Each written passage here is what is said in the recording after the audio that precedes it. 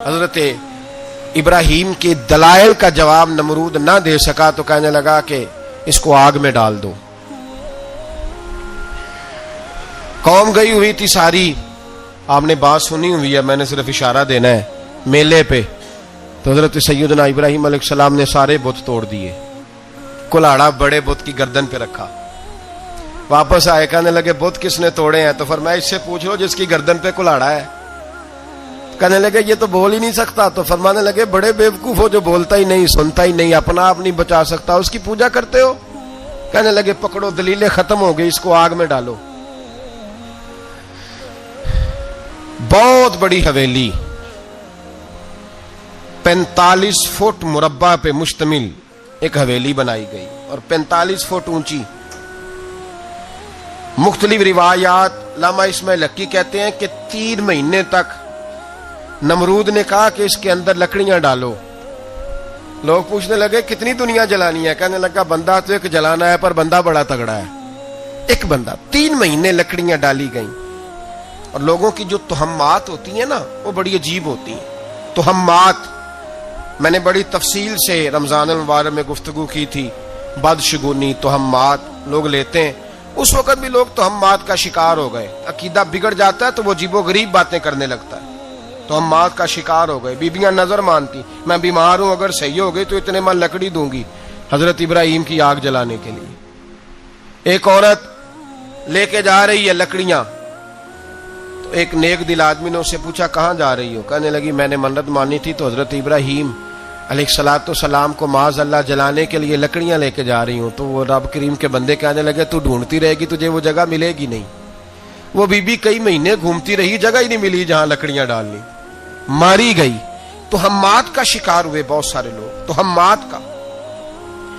بھائی تہمات دین کے اندر منع ہے، تہمات دین میں کوئی نظر ماننا، کوئی کسی بزرگ کے مزار پہ جا کے سالے ثواب کے لیے کوئی چیز ماننا، یہ تو درست ہوا، لیکن غیر شرعی نظریں مان لینا کہ میں آ کے گرد چکر لگاؤں گا، میں جناب وہاں جا کے یہ والا تماشا کروں گا، میں دھاگا باندھوں گا، میں رسا کاٹوں گا، میں وہاں گندے اور سے پانی پیوں گا، ان کی شریعت اجازت؟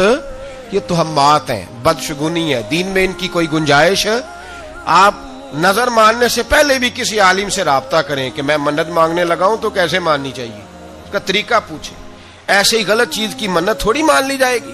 بہرحال آمدام برسرے مطلب حضرت ابراہیم کے لیے آگ جلائی گئی، 45 فٹ اونچی آگ ہے، پرندہ بھی اوپر سے گزرتا ہے تو نیچے گر جاتا ہے جل کے۔ اتنے دن لگا کے آگ جلائی گئی، اب حضرت ابراہیم کو جلایا جانے لگا ہے۔ یہاں تو موجیں ہے نا، جو کسی ادارے کا سربراہ ہے اس کے لیے موج ہے، کسی جگہ آفیسر بن گیا تو موج ہے، پیر صاحب کے لیے موج ہے، علامہ صاحب کے لیے موج ہے، خطیب صاحب کے لیے موج ہے۔ جلنا کس کو پڑتا ہے؟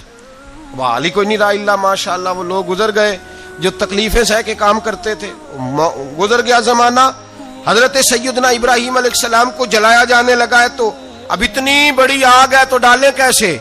شیطان نے تجویز دی کہ منجنیق بناؤ، منجنیق، بڑے بڑے بانس باندھ کے ان کے نیچے رسا باندھو، وہ جس طرح جھولنے کے لیے جھولا بنایا جاتا ہے اس طرح ایک منجنیق پرانے زمانے میں اس میں پتھر رکھ کے پھینکے جاتے تھے دشمنوں پہ، وہ منجنیق بنائی گئی کہ دور سے حضرت ابراہیم کو پھینکیں گے۔ ہاتھ حضرت ابراہیم کے باندھ دیے، پاؤں مبارک باندھ دیے، پوری زمین پہ ایک نام لینے والا خدا کا، اور اس کو آج رسیوں میں جکڑا ہوا ہے۔ جب پھینکا جانے لگا نا آگ میں، حوریں رونے لگی، فرشتے تڑپنے لگے، اے اللہ یہ کیا ہونے لگا ہے؟ ایک تیرا خلیل اور وہ بھی آگ میں۔ فرمایا جاؤ جا کے اس سے کہو اگر تمہاری مدد لیتا ہے تو اسے بچاؤ۔ ہوا کا فرشتہ آیا، کہا ابراہیم اگر تو کہے۔ او بھائی ان چیزوں کو کہانی سمجھ کے نہ سنا کریں، یہ داستان نہیں، یہ وہ طریقے ہیں جو ہمارے رسول نے ہمیں اپنانے کا حکم ارشاد فرمایا ہے، جو عقیدے، یہ وہ نظریات ہیں جو ہمیں اوڑھنے کو کہا گیا، اپنے رب کریم کی رضا پہ راضی رہنے کے یہ وہ خوبصورت مواقع ہیں صوفیاء نے جن کو بنا کر سمجھا کر ہم تک پہنچایا ہے۔ یہ ہے اہل طریقت کی باتیں، وہ کہتے ہیں یار جس حال میں رکھے راضی رہنا ہے۔ حضرت ابراہیم علیہ السلام کو پھینکا جا رہا ہے، فرشتہ آیا، اے اللہ کے خلیل اگر حکم دو تو اتنی ہوا چلاؤں کہ نمرودی جل جائیں سارے، आग उन पे फेंक दी जाए। आपने फरमाया तू जा, तुझसे मुझे कोई काम नहीं। थोड़ी देर के बाद पानी का फरिश्ता आया, कहा हुजूर इतनी बारिश बरसाऊंगा कि आग बुझ जाएगी। फरमाया तू जा, तुझसे कोई काम नहीं। अब जब मंजनीक में रख दिए गए, आग में जाने का लम्हा है, तैयारी है, हजरत जिब्रील अमीन हाजिर खिदमत हुए। कहा इब्राहिम कोई हाजत? फरमाया तुझसे कोई नहीं। कहा चलो मुझसे नहीं तो रब करीम से ही बात कर लो, मुझे पता है मैं छोटा हूं, आप मुझसे मदद क्यों लोगे, रब करीम से ही बात कर ले। तो हजरत इब्राहिम कहने लगे जिब्रील ये बता, रब को नहीं पता उसका खलील किस हाल में है? उसे नहीं पता मैं किस हाल में हूं, मेरे हाथ बंधे हैं, पैर बंधे हैं आग में, उसे नहीं पता? बताया तो उसे जाता है जिससे खबर ना हो। तो अगर उसे पता है, तो अगर वो जलाने पे राजी है तो मैं भी जलने को तैयार हूं, मैं तैयार हूं, मैं तैयार हूं। उसे कहो ठीक है। हजरत सैयदना इब्राहिम अलैहिस्सलाम को मंजनीक में डाल के जो फेंका आग में, या नारुकूनी बरदम व सलामन अला इब्राहिम, अल्लाह ने फरमाया ए आग मेरे इब्राहिम पे ठंडी भी हो जा और सलामती वाली भी हो जा। हजरत इब्राहिम को दो फरिश्तों ने बिठा दिया जमीन पे, फूल खिले हैं, कौंपले महक रही हैं, कलियां खुशबू दे रही हैं। हजरत इब्राहिम ने सर सजदे में रख दिया, सुबहान अल्लाह वल्हम्दुलिल्लाह वला इलाहा इल्लल्लाह वल्लाहु अकबर।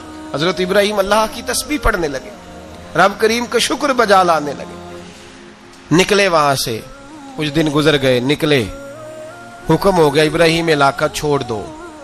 हजरत इब्राहिम अलैहिस्सलाम वहां से निकल के मिस्र आए, चचा के पास ठहरे। उन्होंने अपनी बेटी जनाबे सारा का निकाह कर दिया। कुछ आगे बढ़े तो एक जालिम बादशाह से टकराए। उसने एक शहजादी, एक बादशाह की बेटी कैद की हुई थी, जनाबे हाजरा नाम था, उनको कैद से छुड़ा के साथ लाए। हजरत लूत अलैहिस्सलाम भी साथ। ये 4 लोगों का काफिला चला, फलस्तीन में जाके पड़ाव डाला, घर बार छोड़ा, तबलीग शुरू हुई। हजरत इब्राहिम के घर में 2 खवातीन है, एक आपकी बीवी हैं, एक हजरत हाजरा है। औलाद कोई नहीं, बड़ा मेवा है मीठा। घर वही आबाद होता है जिसमें बच्चे रोते हैं, घर होता ही वो है जिसमें बच्चों की चंचनाहट होती है, भिन भनाहट होती है। हजरत इब्राहिम ने एक बच्चा रोते हुए देखा तो आंखों में आंसू आए, कहने लगे रब्बी हबली मिनस सालिहीन, या अल्लाह मुझे भी नेक औलाद अता कर दे। हजरत सारा ने सुन लिया, कहने लगी इब्राहिम शायद मेरे बतन से तो आपको नसीब नहीं, हाजरा से निकाह कर लो। नाबे हाजरा से निकाह हुआ। अल्लाह तो बड़ा बेनियाज है, रब करीम ने हजरत इस्माइल जैसा खूबसूरत बेटा अता फरमाया। बेटा काला स्याह भी हो तो सीने की ठंडक होता है, पर यह तो वो बेटा है जिसकी पेशानी में नूरे मुहम्मदी चमकता है सल्लल्लाहु अलैहि वसल्लम। हजरत सैयदना इस्माइल अली इतने खूबसूरत। अब जिस बीवी के यहाँ बेटा था, बैठना उठना भी ज्यादा उसके पास, आना जाना भी उसके पास, तवज्जो उधर हो गई। जनाबे सारा रश्क करने लगी। एक दिन कहने लगी इसे छोड़ आ जंगल में, वादी गैर ज़ीज़र इन, मक्के के पास। भाई एक बेटा आलमे दीन बना लो। कहने लगा रोटी कहां से खाएगा, तेरे 5 बेटे हैं, को हाफिज़े कुरान बना, कहते रोटी कहां से खाएगा। वो बच्चा भी कहता है मैं कहां से खाऊंगा। हजरत इब्राहिम अलैहिस्सलाम तो चंद महीने का बच्चा छोड़ आए, तो कहां से रोटी खाई हजरत इस्माइल ने, कहां से खाई उनकी अम्मा ने रोटी। भूखे मर जाते हैं ये सारे। मैं बड़ी जिम्मेदारी से कहा करता हूं कि जितनी खूबसूरत रोटी अल्लाह करीम दीन के खादिमों को अता करता है शायद किसी और के नसीब होती हो, लेकिन हम लोग तवज्जो ही नहीं कर रहे, हमारा ज़ौक़ ही नहीं बन रहा, हम ये मेहनत ही नहीं कर रहे कि कौम को मुस्तनद उलमा की जरूरत है, इलाकों के इलाके खाली हैं, इधर हमारा मिजाज ही नहीं बन रहा, तवज्जो ही नहीं दीन की खातर। और फिर चले बच्चे तो बाद की बात है ना, जो अभी खुद जवान है वो भी ये दुआ, एक साहब मुझे कहने लगे मैं दुआ मांग रहा हूं अल्लाह मुझे बेटा दे तो मैं उसे दीन पे लगाऊंगा। तो मैंने कहा आप भी बूढ़े नहीं हुए, आप खुद ही लग जाएं, बेटा तो अभी आएगा तो लगेगा ना, तो आप तो इस वक्त है तो आप तो पहले लगे ना साहब, 2 घंटे तो निकाल के आए, दीन सीखने को काफी है। आप इतनी लंबी सोच रहे हैं कि बच्चा आएगा तो बड़ा होगा तो वो जाएगा तो देखी जाएगी, अभी तो आप हैं तो आप तो आओ। हजरत इब्राहिम ने बच्चा वहां छोड़ा। यहां से जो उम्रा करने लोग जाते हैं ना, जो हज करने जाते हैं, उनको पता है कि वहां दुनिया की हर नेमत मिलती है, फिर भी डबल ट्रिपल पैसे लोग जेबों में डाल के जाते हैं। हजरत इब्राहिम जब वहां लेके गए तो कोई इंसान नहीं था, पानी का कतरा नहीं था, 2 किलो खजूरें, एक मशकीजा। बीवी को थमाया, ہمارے گھر میں ہزاروں چیزیں پڑی ہیں، لیکن وہ جو توکل ہے نا وہ ختم ہو گیا ہے. اللہ دے گا، حلال حلال پہ قناعت کرے، جائز جائز پہ بھروسہ کرے، رب کریم عطا کرنے والا ہے، وہ مزاج ختم ہو گیا. حضرت سیدنا ابراہیم علیہ السلام 2 کلو کھجوریں 1 مشکیزہ پانی کا دے کر کے اور وہاں بٹھایا آپ نے اپنے بچے کو اور اپنی زوجہ جناب ہاجرہ کو، اور بٹھا کر کے واپس پلٹنے لگے تو حضرت ہاجرہ سلام اللہ علیہ نے آواز دی، کہا ابراہیم کس کے سہارے پہ چھوڑ کے جا رہے ہیں؟ جہاں آب زمزم کا کنواں ہے نا، جو لوگ گئے ہیں جنہوں نے صفا مروہ کی صحیح کی ہے، صفا مروہ سے باہر نکلے نا، سرکار کی ولادت کا مقام ہے، اس جگہ پہ آب زمزم کا کنواں تھا، وہاں حضرت سیدنا ہاجرہ کو بٹھایا. کوئی چیز نہیں، کوئی درخت نہیں، کوئی کھیت نہیں، کوئی پانی نہیں، کوئی کنواں نہیں، وہاں بٹھایا اور بٹھا کر کے نکلنے لگے تو جناب ہاجرہ فرمانے لگی ابراہیم کس کے سہارے پہ چھوڑ کے جا رہے ہو؟ کہنے لگی اللہ کے سہارے پہ.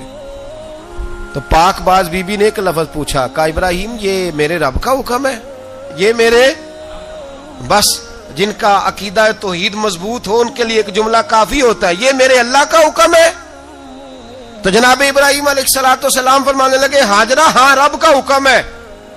جب یہ لفظ کہے تو چاہیے تھا نا حضرت ابراہیم تسلی دیتے، تو بی بی صاحبہ تسلی دینے لگی، عرض کرنے لگی ابراہیم اگر اللہ کا حکم ہے تو پھر آپ ہماری فکر نہ کرنا، اگر یہ رب کا حکم ہے تو پھر ہماری فکر نہ کرنا، جس رب نے ہمیں یہاں تک پہنچایا ہے وہ ہمیں کبھی بھی ضائع نہیں فرمائے گا، پھر فکر نہ کرنا. حضرت ابراہیم آ گئے. بات آپ نے سنی ہوئی ہے، اشارہ کرنا مقصود ہے.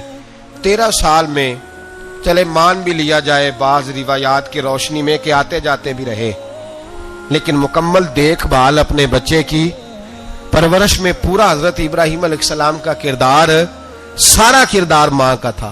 میں جب خواتین کے بارے میں کوئی بات کرتا ہوں تو میں آپ کو اکثر کہتا ہوں کہ یہ صرف بیوی کے لیے حکم نہیں ہوتا، یہ ٹریننگ بیٹی کو دینی ہے اور بہن کو دینی ہے، یہ تربیت کریں اپنے گھر میں. میں تجربے کی روشنی میں یہ بات عرض کیا کرتا ہوں کہ بھائی بچے باپ کے فرما بردار اس وقت ہوتے ہیں جب اماں انہیں باپ کا فرما بردار کرتی ہے، اور بچے باپ کے نافرمان بھی تب ہوتے ہیں جب اماں انہیں باپ کا. میں نے اپنے کانوں سے سنا ایک دفعہ ایک بچہ اپنے باپ سے کہہ رہا ہے آپ نے تو ساری زندگی باہر گزار دی، پیسے کمانا کون سا مشکل کام ہے، دکھ سکھ تو سارے اماں نے برداشت کیے، سکولوں میں وہ جاتی تھی، فلانا کام وہ کرتی تھی، فلانا کام. اب یہ سوچ اس کی ذاتی تو نہیں، یہ اس کو دی گئی ہے.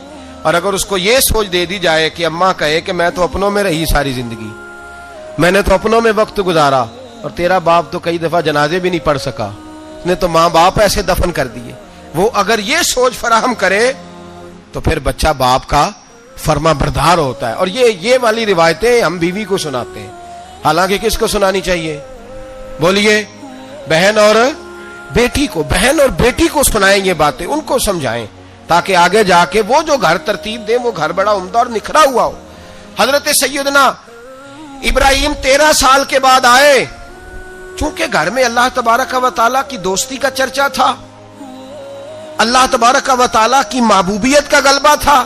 13 سال کے بعد فلما بالغ معہ سعیا، بیٹا جب اتنا بڑا ہوا کہ سال چلنے لگا تو حضرت ابراہیم نے اپنے بیٹے کو بلا کے کہا بیٹا مجھے خواب آئی ہے، میں تجھے ذبح کر رہا ہوں، تیری کیا رضا ہے؟ تو حضرت اسماعیل کہنے لگے یا ابت افعل ما تؤمر، ابا جی اللہ جیسے حکم دیتا ہے میرے ساتھ ویسے ہی کریں، جیسے اللہ حکم دیتا ہے ویسے ہی، بولیے، ویسے ہی کریں. حضرت ہاجرہ کو کہا کہ ایک دوست نے دعوت کی ہے تو وہاں جا رہے ہیں.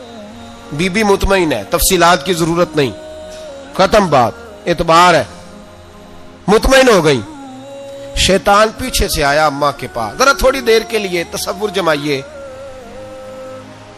یہاں تو پڑوسن آ کے کوئی بات بتا دیتی ہے خاوند کے بارے میں تو کئی مہینے جھگڑا جاری رہتا ہے، پڑوسن محلے دار. شیطان نے آ کے بتایا لفظ کیا ہے؟ کہا حاجرہ تمہیں پتا ہے کہاں جا رہے ہیں؟ کہا دوست کی دعوت میں. تو کہنے لگے دوست کون ہے؟ رب کریم. اور ابراہیم کا خیال ہے کہ اس رب نے مجھے حکم دیا ہے کہ میں ذبح کروں. تو حضرت ہاجرہ کہنے لگی کبھی باپ بھی بیٹے ذبح کرتے ہیں؟ شیطان کہنے لگا ان کا خیال ہے کہ ان کے رب نے حکم دیا ہے. جناب ہاجرہ فرمانے لگی اگر رب نے حکم دیا تو پھر تو مجھے شیطان لگتا ہے. تو مجھے شیطان لگتا ہے. کہا کیا مطلب؟ فرمانے لگی اگر رب کریم کا حکم ہے تو میرے پاس ایک اسماعیل ہے، اگر 1000 بھی ہوتے میں سارے اللہ کے راستے میں پیش کر دے دیتی. مالک کا ہی تو ہے سارا کچھ، اسی کا ہے، اس میں لیت اللہ کی کیا گنجائش. حضرت سیدنا ابراہیم علیہ السلام نے بیٹے کے حلق پہ چھری رکھ بھی دی اور چھری چلا بھی دی، رکھ بھی دی، اور وہ تو اللہ کریم نے فرمایا یا ابراہیم قد صدقت الرؤیا، ابراہیم تو نے خواب سچا کر دکھایا، وہ قیامت تک تیرا نام رہے گا. حضرت ابراہیم نے وطن بھی دیا، جان بھی دی، بیٹا بھی. اللہ کریم نے دمبے دیے، فرمایا یہ فدیہ ہے. اب یہ قربانی قیامت تک حضرت ابراہیم کے طریقے کے مطابق جاری ہے. حضرت ابراہیم بہت بڑے مہمان نواز تھے، بہت بڑے. آپ جب مصر میں قیام تھا تو بڑے بڑے لمبے چوڑے لنگر پکتے تھے، لوگ آیا جایا کرتے تھے، بڑا تفصیل کے ساتھ کھانا ہوتا تھا. مہمان نوازی آپ کی خاص صفت مبارکہ ہے. ہمارے ہاں بھی مہمان نوازی ہوتی ہے امیروں کی، بلکہ اب تو مہمان نوازی اس طرح کی ہے کہ کل تیری میرے پاس دعوت ہے اور پرسوں میری تیرے پاس ہے. وہی امیروں میں وہ چکر رہتا ہے، پارٹیاں دوست ایک دوسرے کو ڈالتے ہیں، تیری طرف پارٹی تیری طرف.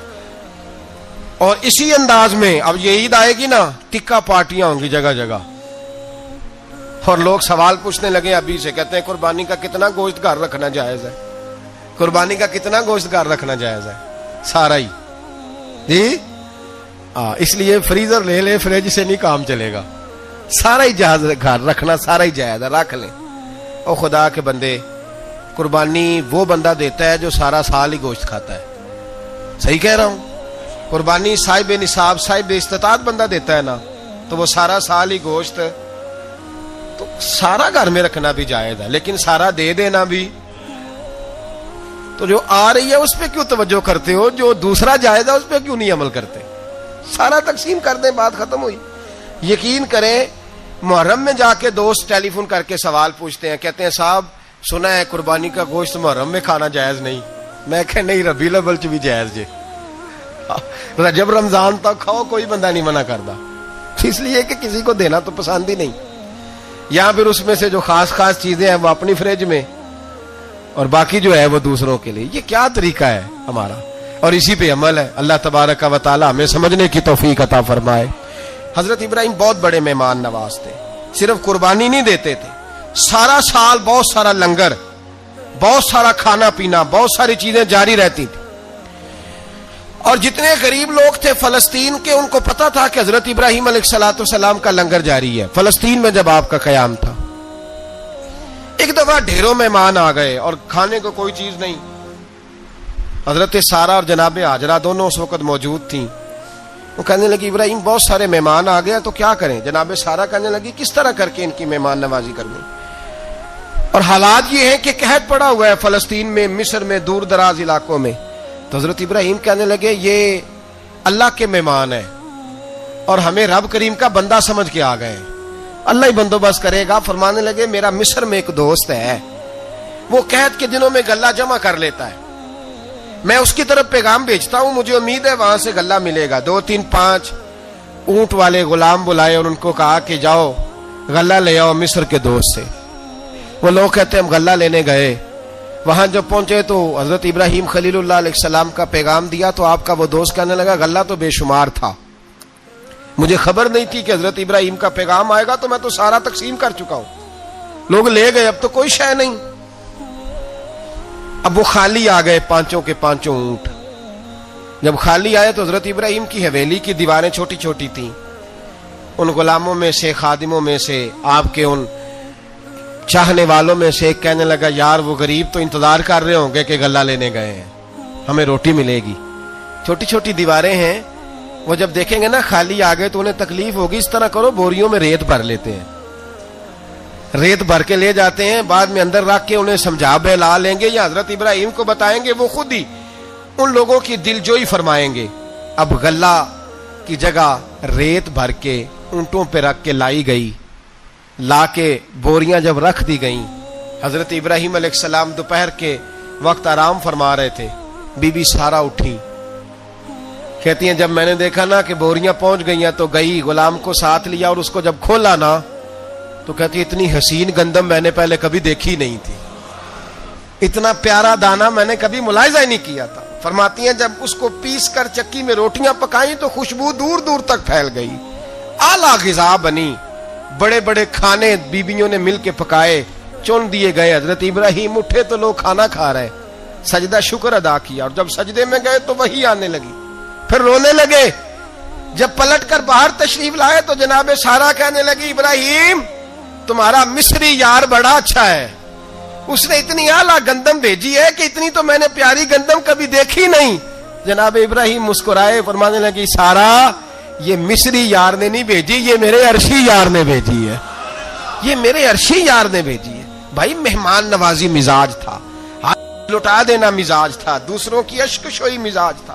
حضرت ابراہیم علیہ السلام کا طریقہ ہے قربانی، حضور نے ان کا طریقہ بیان کیا۔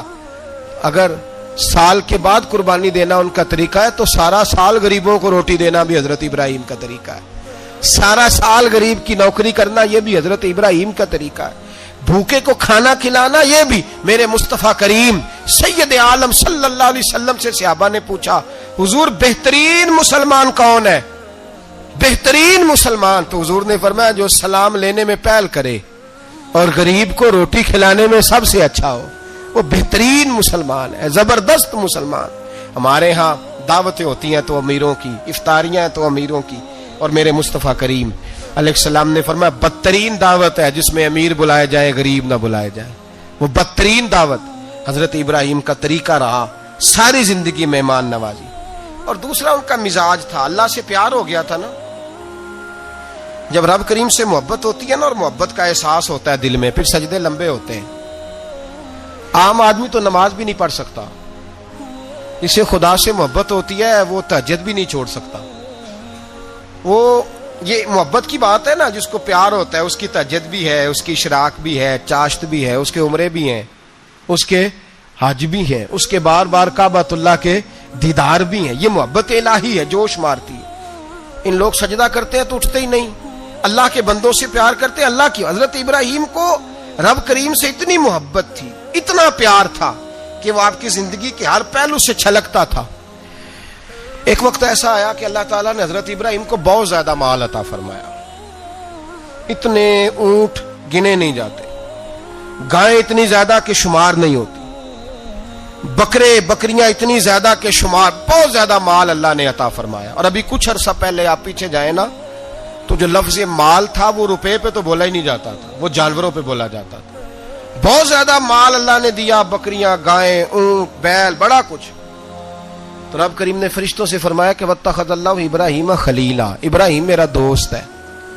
تو فرشتے کہنے لگے یا اللہ جسے اتنا کچھ دیا جائے اس نے دوست تو بننا ہی ہوتا ہے، تو نوازا ہی بڑا ہے، اتنا مال، اتنے کھیت کھلیان، اتنا کچھ۔ اللہ کریم نے فرمایا جاؤ آزمائش کر لو، امتحان لے لو۔ فرشتہ امتحان لینے پہنچ گیا۔ حضرت ابراہیم کے جانور چر رہے ہیں چراگاہ میں، حضرت ابراہیم بھی ہیں، غلام بھی ہیں، بہت بڑا ریوڑ ہے، آپ تشریف فرمائیں۔ ایک فرشتہ آیا تو کھیت میں چھپ کے بیٹھ گیا اور بلند آواز سے کہنے لگا سبحان اللہ والحمد للہ ولا الہ الا اللہ واللہ۔ یہ تسبیح بڑی پسند ہے، محبوب نے ان کی فضیلت بیان کی۔ اب وہ حضرت سیدنا ابراہیم علیہ السلام کھڑے تھے تو وہ کھیت میں بیٹھ کے تسبیح پڑھنے لگا سبحان اللہ والحمد للہ ولا الہ الا اللہ۔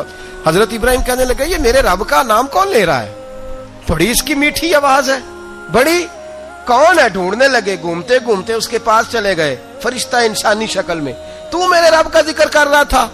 اس نے کہا میں ہی کر رہا تھا۔ فرمانے لگے یار ایک دفعہ پھر نہیں کرتا؟ تو کہنے لگا ابراہیم پہلے تو میں اپنی مرضی سے کر رہا تھا، تو کہتا ہے تو پیسے لگیں گے، پیسے ہیں تو کر دیتا ہوں۔ حضرت ابراہیم کہنے لگے بول تو کیا لے گا، میرے اللہ کا ذکر سنانے کا کیا لے گا؟ کہنے لگا جتنی بکریاں آپ چرا رہے ہیں ساری دے دے تو میں اللہ کا ذکر سنا دیتا ہوں۔ اور آپ نے فرمایا بس جا تیری ساری ہوئی، میرے رب کا ذکر سنا۔ اور پھر شروع ہو گیا سبحان اللہ الحمد للہ ولا الہ الا اللہ واللہ اکبر۔ حضرت ابراہیم علیہ السلام کیف میں، یار پھر ذرا سنا، نا علما وچ پھسا سانو، تو یار دی گل سنا سانو، ذرا دوبارہ سنا۔ پھر سنایا، ایک دفعہ پھر کہا، فرشتہ کہنے لگا بس جی آپ کے پیسے پورے ہو گئے۔ حضرت ابراہیم کہنے لگے چل ایک دفعہ اور سنا. کہنے لگا پیسے لگیں گے. تو کیا لے گا؟ کہنے لگا گائیں بھینسیں ساری میری. فرمایا بس یار اتنی قیمت، تو سنا صحیح، سارا کچھ ہی تیرا. پھر شروع ہو گیا سبحان اللہ والحمدللہ ولا الہ الا اللہ واللہ اکبر. گائیں دے دیں، بھینسیں دے دیں، وہ ذکر سناتا ہے. حضرت ابراہیم کبھی مچلتے ہیں، کبھی روتے ہیں، کبھی آہیں بھرتے ہیں. تو میرے رب کا نام لے رہا ہے، ذرا پھر سے لے. کیف جاری ہے. کہنے لگا بس بھائی. حضرت ابراہیم فرمانے لگے تو اور لے لے جو لینا ہے، مجھے ذکر سنا. اس نے کہا ابراہیم بکریاں میں لے چکا، گائے بھینسیں میں لے چکا، اونٹ رہ گئے، سارے لے لوں گا پھر ذکر سناؤں گا. فرمایا جا تیرا ہوا تو ذکر سناتا رہ، میں دیتا ہوں. دے دیا. کچھ دیر ذکر کیا تو اب خاموش ہو گیا. حضرت ابراہیم خلیل اللہ علیہ السلام فرمانے لگے ذکر سنا. کہنے لگا ابراہیم اب تیرے پاس دینے کو کیا ہے، ہر چیز تو میں لے چکا. آپ فرمانے لگے یہ گائے بھینسیں بکریاں چرانے کے لیے تجھے کوئی نوکر ملازم بھی تو چاہیے نا. تو اس طرح کر مجھے رکھ لے، میں روٹی نہیں مانگوں گا، کھانا نہیں مانگوں گا، تو اللہ کا ذکر سناتا رہنا، میں تیرے جانوروں کی نوکری کرتا رہوں گا. حضرت ابراہیم علیہ السلام نے جب یہ کہا نا، فرشتے کی آنکھوں میں آنسو آ گئے. تر دامنی پہ شیخ ہماری نہ جائیے، ہم دامن نچوڑ دیں تو فرشتے وضو کریں. فرشتہ رو پڑا اور کہنے لگا ابراہیم مجھے سینے سے لگاؤ، آپ واقعی اس قابل ہے کہ اللہ آپ کو اپنا دوست بنائے، واقعی اس قابل ہے کہ رب آپ کو اپنا. حضرت ابراہیم علیہ السلام کا خدا سے محبت کرنے کا نرالا انداز. اور میرے بھائی یہی محبت انہیں میرے مصطفیٰ سے بھی تھی. ایک نبی گھر بنا رہا ہے، دوسرا بنوا رہا ہے. حضرت اسماعیل علیہ السلام پتھر اٹھا اٹھا کے لا رہے ہیں، جناب ابراہیم بنا رہے ہیں. جب خانہ کعبہ بن گیا تو کہنے لگے ربنا وابعث فیہم رسولا، اے اللہ اب اسے بسانے کے لیے اپنا آخری رسول بھی عطا فرما. نبی پاک فرماتے ہیں میں دعا ہوں حضرت ابراہیم کی. یہ قربانی حضرت ابراہیم کا طریقہ ہے. حضور نے اگرچہ نبی پاک کی اپنی سنت تھی، یہ بھی کہہ سکتے تھے سنتی و سنت ابیکم ابراہیم، میری سنت ہے اور تمہارے باپ ابراہیم کی سنت ہے. یہ نہیں فرمایا. جب صحابہ نے کہا قربانی کیا ہے، فرمایا سنت ابیکم ابراہیم، یہ تمہارے باپ ابراہیم کی سنت ہے. ہر صاحب نصاب پر قربانی واجب ہے. جو زکوٰۃ کا نصاب رکھتا ہو اس پر قربانی واجب ہے. یعنی ضروریات سے زیادہ اتنے پیسے، جتنے پیسوں سے زکوٰۃ فرض ہوتی ہے، اتنے پیسے جس آدمی کے پاس قربانی سے پہلے پہلے آ جائیں اس آدمی پر قربانی کرنا واجب ہے. بکرا، چھترا، دمبا 1 سال کا یا دمبا 6 مہینے کا ہو پر اتنا بڑا محسوس ہوتا ہو کہ لگے کہ 1 سال کا ہے، اس کی قربانی ہو سکتی ہے. جانور میں کوئی عیب نہیں ہونا چاہیے. اتنا کمزور نہ ہو کہ ذبح جہاں اسے کرنا ہے وہاں وہ چل کے جا نہ سکے، اتنا کمزور جانور نہ ہو. اس کے اندر بظاہر کوئی اتنا بڑا نقص نہ پایا جاتا ہو، کانا نہ ہو، لنگڑا نہ ہو، کوئی اس کی ہاتھ نہ کٹے ہوئے ہوں، ایسا نقص جو واضح ہو. بکرا 1 سال کا، گائیں اور بھینس یہ 2 سال کی، اونٹ 5 سال کا. اب اس میں یہ ہے کہ ہمارے بہت سارے دوست، چونکہ ہم دیہاتی لوگ ہیں تو پوچھتے ہیں کہ دوندا نہیں ہے تو چوگا نہیں ہے. تو یہ ہماری پنجابی کی اصطلاحات ہیں. پنجابی کی شریعت اسلامیہ نے سال بتائے ہیں. یہ تو ہم نے اپنی آسانی کے لیے، یا دیہاتوں میں جو ماحول تھا اس طرح کا جانور لیں، خوبصورت جانور لیں. جو نصاب ہے وہ بھی میں نے آپ کو بتایا. لیکن ایک اور پہلو بھی ہے. نبی پاک صلی اللہ علیہ وسلم پہ زکوٰۃ کبھی فرض نہیں ہوئی، کبھی حضور پہ زکوٰۃ فرض نہیں ہوئی. نبی پاک صلی اللہ علیہ وسلم کے پاس اتنا سرمایہ کبھی اکٹھا ہوا ہی نہیں کہ زکوٰۃ فرض ہو. لیکن نبی پاک کے صحابہ فرماتے ہیں کہ مدینے کے 10 سالوں میں اللہ کے رسول نے ہر سال قربانی فرمائی ہے، ہر سال قربانی دی. اور جس سال حضور حج کرنے گئے اس سال اللہ کے نبی نے 63 اونٹ ذبح فرمائے. اور حضور صلی اللہ علیہ وسلم جب اونٹ ذبح کرنے لگتے نا تو صحابہ کہتے ہیں اونٹ خود دوڑ کے حضور کے سامنے آ کے لیٹ جاتا اور نبی پاک اسے ذبح کرتے اور فرماتے ہیں ایک دوسرے کو دھکے دیتے اونٹ کے، پہلے میں نے جانا ہے ذبح ہونے کے لیے، پہلے میں نے. انہیں پتا تھا کہ جو مصطفیٰ کے ہاتھوں ذبح ہوگا وہ تو دائمی زندگی پا جائے گا، یہاں بھی وہاں بھی زندہ. 63 اونٹ ذبح کیے. ایک اونٹ میں کتنی قربانیاں ہوتی ہیں؟ 7. اب 63 کو 7 سے ضرب دو گے تو کتنی بنے گی؟ اور پھر نبی پاک صلی اللہ علیہ وسلم نے 10 سال مدینہ منورہ میں قربانی دی. ہر سال اب وہ 63 اونٹ، ایک اونٹ میں 7 قربانیاں، ہر سال یہاں قربانی، اور مولا علی شیر خدا فرماتے ہیں نبی پاک 2 قربانیاں دیتے۔ میں نے کہا حضور 2 جانور ذبح کر رہے ہیں آپ؟ تو حضور نے فرمایا ایک میری طرف سے، ایک میری امت کی طرف سے، غریبوں کی طرف سے۔ اور حضرت علی کو حضور نے وصیت فرمائی تو 2 دیا کرے گا۔ یا رسول اللہ صلی اللہ علیہ وسلم میں غلام ہوں، خادم ہوں۔ حضور نے فرمایا علی ایک تو نے اپنی دینی ہے، ایک میری طرف سے دینی ہے۔ 2 قربانیاں۔ مولا علی نے بھی ساری زندگی 2 قربانیاں دی۔ حضرت علی بھی مال کے نصاب نہیں تھے، اپنا مکان ہی نہیں تھا، کوئی کاروبار نہیں تھا، کئی دن فاقے رہتے تھے، پر قربانیاں کتنی دیتے تھے؟ 2۔ ہمارے پاس ویسے اگر سسرال میں، میکے میں، کزنوں میں کچھ شادی ہو جائے تو 50-60 ہزار کا خرچہ برابر ہے، وہ پکا ہے۔ اور قربانی کی باری غریب ہو گئے، سارے غریب ہو گئے، کہتے نہیں یہاں مشکل ہے۔ او خدا کے بندے، اللہ کے ساتھ تجارت کر، اس کے رستے میں 1 دے گا، رب تجھے 70 گنا اضافہ کے ساتھ عطا فرمائے گا۔ قربانی مال کے نصاب پہ ہے۔ کوشش کیا کریں کہ اللہ کے رستے میں جب دینا ہو پھر لیت اللہ سے بچیں، خوبصورت جانور لائیں۔ جن کو اللہ نے توفیق دی ہے ان کے لیے نصیحت ہے، جن کو اللہ نے توفیق دی۔ میں نے اپنے حضرت صاحب کو دیکھا ہے، وہ کہتے تھے کئی جانور اللہ نے بڑا نوازا ہے، کہتے ایک میرا ہے، ایک میرے ماں کا، ایک میرے باپ کا ہے، ایک میرے فلاں استاد صاحب کا، ایک میرے پیر صاحب کا ہے۔ یہ جانور غوث اعظم جیلانی کا نام کا دے رہا ہوں۔ اور پھر ایک بڑا خوبصورت جانور بندہ ہوتا اور حضرت خود ان کو چارہ ڈال رہے ہوتے، تو حضور یہ کیا ہے؟ فرمانے لگے یہ میں رسول اللہ کے نام پہ قربان کروں گا، یہ نبی پاک کے نام پر قربان کیا جائے گا۔